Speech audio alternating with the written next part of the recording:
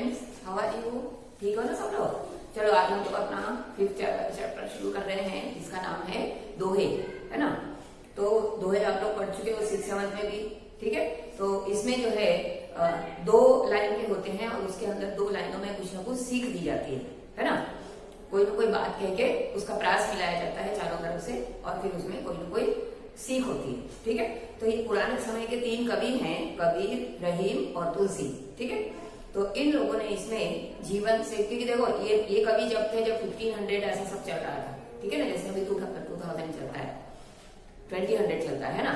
तो 400-500 साल पहले के ये कवि हैं। तो इन्होंने इस प्रकार से, उस समय तो शिक्षा थी नहीं हमारे देश में, बराबर है, कोई पढ़ा लिखा होता नहीं था, लेकिन फिर भी इन्होंने अपने ज्ञान से, जो भी उनको ज्ञान था उस हिसाब से उन्होंने जो है क्या किया था, अपने जीवन की बहुत सारी नैतिक बातें हमको बताई थी कि कौन सा चीज हमारे लिए अच्छी है, कौन सी हमारे लिए खराब है, ठीक है?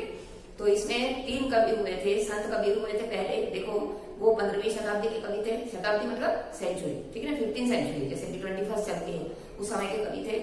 उन्होंने हिंदू मुसलमानों को अपनी गलती के लिए फटकारा था तथा हिल मिलकर रहने का संदेश दिया था, ठीक है? कबीर ने, ठीक है? तो ये कहा था कि ऊंच नीच का भेदभाव मत करो, ठीक है? फिर उसके बाद दूसरे कवि थे अब्दुल रहीम खान खाना। खान खाना उनको एक उपाधि जैसी मिली हुई थी, पदवी मिली थी। आप बड़े उदार और अनुभवी थे, है ना? वो भी अपने अनुभव के हिसाब से जो है लोगों को समझाया करते थे। तीसरे थे 16th सेंचुरी में आए थे तुलसीदास जी ने तो रामायण लिखी थी, पता है सबको, मतलब अनुवाद किया था, हिंदी अनुवाद, ठीक है? तो वो राम भक्त कवि थे और उन्होंने रामचरितमानस नामक प्रसिद्ध ग्रंथ लिखा है। ये क्वेश्चन आपके बुक में नहीं है, लेकिन क्वेश्चन पूछा जाता है ना, कि तुलसीदास जी ने कौन सा ग्रंथ लिखा? तो आप क्या बताओगे? रामचरितमानस, या फिर रामायण भी लिख सकते हैं, ठीक है? तो ये तीनों समझ में आ गए। अब एक एक के जो है छोटे छोटे दोहे हैं वो मैं आपको बता रही हूँ। पहला है कबीर। वो क्या कहते हैं, पढ़े लिखे नहीं थे, यह बात आपको ध्यान रख के ये चैप्टर समझना है कि उन्होंने छोटे छोटे उदाहरण के द्वारा हमको जो है ज्ञान सिखाया। कोई किताबी ज्ञान नहीं था उनके पास, बराबर है ना? जैसे हम लोग बुक पढ़ते हैं तो बुक से ज्ञान मिलता है, ऐसा कोई ज्ञान उनके पास नहीं था। तो उन्होंने ये बताया, पहला देखो, साईं इतना दीजिए जामे कुटुंब समाए, मैं भी भूखा ना रहूं साधु भी भूखा न जाए। अब यहाँ पे साईं का मतलब किससे है? भगवान से, है ना? तो वो भगवान से इतनी प्रार्थना करते हैं कबीर, है ना, कि मुझे इतना दो, मुझे ज्यादा की जरूरत नहीं है ना, कि इतना दो जिससे मैं अपने परिवार का पालन पोषण कर सकूं, ठीक है? मेरे घर आने वाला कोई मेहमान हो वो भी भूखा ना जाए और मैं भी भूखा नहीं रहूं और आने वाला मेहमान भी, अतिथि जो भी आए मेरे घर, वो भूखा ना जाए। मतलब वो, उनको धन की लालसा नहीं है, ज्यादा धन की लालसा नहीं है। तो मनुष्य को क्या बता रहे हैं कि हमको ज्यादा धन का लालच नहीं करना चाहिए, ठीक है ना? जिससे हमारा पालन पोषण हो सके, हमको उतना ही भगवान से मांगना चाहिए। आगे समझ में? सेकंड देखो, बिना विचारे जो करे सो पाछे पछताए, काम बिगाड़े आप नो जन्म में होत हंसाए। अब हम लोग कोई भी काम करते हैं तो उसको हमेशा सोच विचार के करते हैं कि हम ये काम कर रहे हैं तो ठीक है कि नहीं है, ठीक है?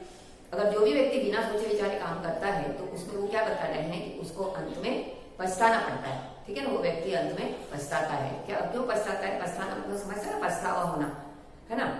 तो कि मैंने ऐसा क्यों किया, मेरी गलती है ना? ऐसे व्यक्ति पछताने लगता है। क्यों पछताता है? क्योंकि उसको पता चलता है, फीलिंग होता है कि मैंने जो भी किया है वो गलत किया है। उसको अंत में पछताना ही पड़ता है क्योंकि काम गलत हो जाता है उसका, है ना? काम बिगाड़े आपने, उसका काम तो बिगड़ता ही है, लेकिन जग वाले, संसार के लोग उसकी हंसी उड़ाते हैं, ठीक है ना? इसलिए कोई भी काम जो है बिना सोचे विचारे नहीं करना चाहिए। इससे ये हमको सीख मिलती है। हर एक दोहे से सीख का क्वेश्चन है हमारे इसमें, इसलिए समझ के जो है उसको करना है। थर्ड देखो, कबीरा खड़ा बाजार में मांगे सबकी खैर, ना काहू से दोस्ती ना काहू से बैर। इस संसार में रहने वाले लोगों से हमको इस प्रकार से ये करना चाहिए, मिलजुल के रहना चाहिए। बस एक ही मेन चीज इसके अंदर बताई है कि हमें सबकी, कबीर दास जी कहते हैं कि मैं तो सबकी खैर मनाता हूँ। खैर मनाना मतलब क्या होता है? कुशलता। खैर का मतलब यहाँ पे क्या है? कुशलता, कि सब लोग अच्छी तरह से रहें, है ना? बाजार में खड़े हैं, उसका मीनिंग हमको नहीं करना है। उसका हमको क्या समझना है कि कबीर सभी लोगों से, संसार के सभी लोगों से सबकी खैर मानते हैं, मनाते हैं। भगवान से ये कहते हैं कि संसार के सभी लोग अच्छी तरह से रहें। वो खुद भी ऐसे ही करते हैं। वो तो ना किसी से दोस्ती रखते हैं, ना किसी से बैर रखते हैं, मतलब कि सबके साथ एक समान व्यवहार करते हैं। और हमको भी सीख देते हैं कि हमको भी उसी प्रकार व्यवहार करना चाहिए। आ गए तीनों समझ में? अब देखो रहीम के, देखो फटाफट। रहीमन वेन मर चुके जे कछु मांगू चाहे उनसे पहले पे जिन मिक्सर नहीं।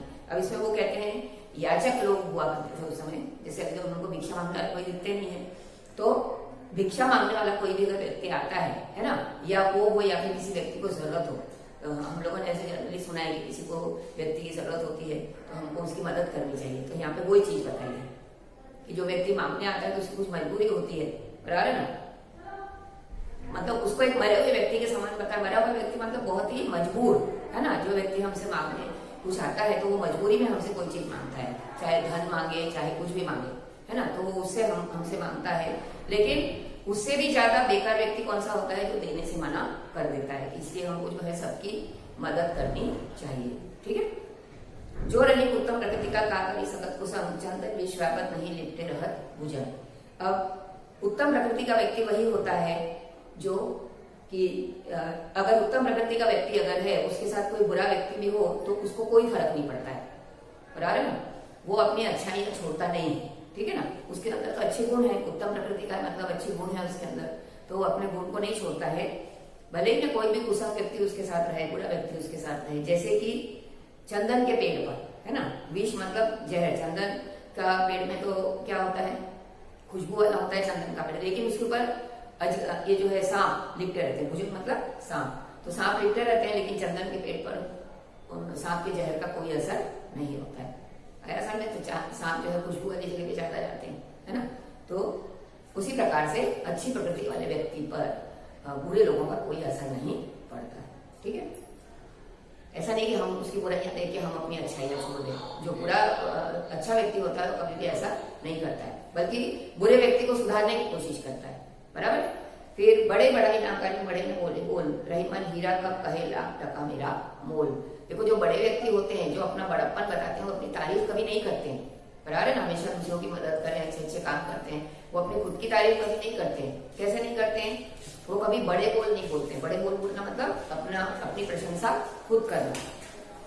जिस प्रकार की हीरा कभी अपना मोल नहीं बताता है, ठीक है, अपनी कीमत वो नहीं बताता है कि मैं लाख रुपए का हूँ, 2 लाख रुपए का हूँ, बराबर है ना।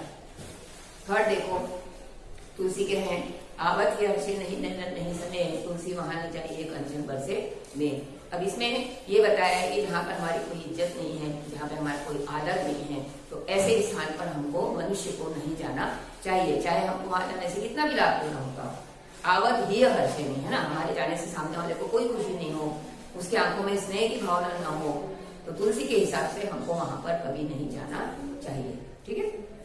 फिर विद्या धन उद्यम बिना कहा जो पावे कौन, बिना टुलाए ना मिले जो पंखा को कौन। विद्या धन जो है, विद्या को एक धन कहा है जो आप लोग स्कूल में आके लेते हो, है ना, विद्या ज्ञान।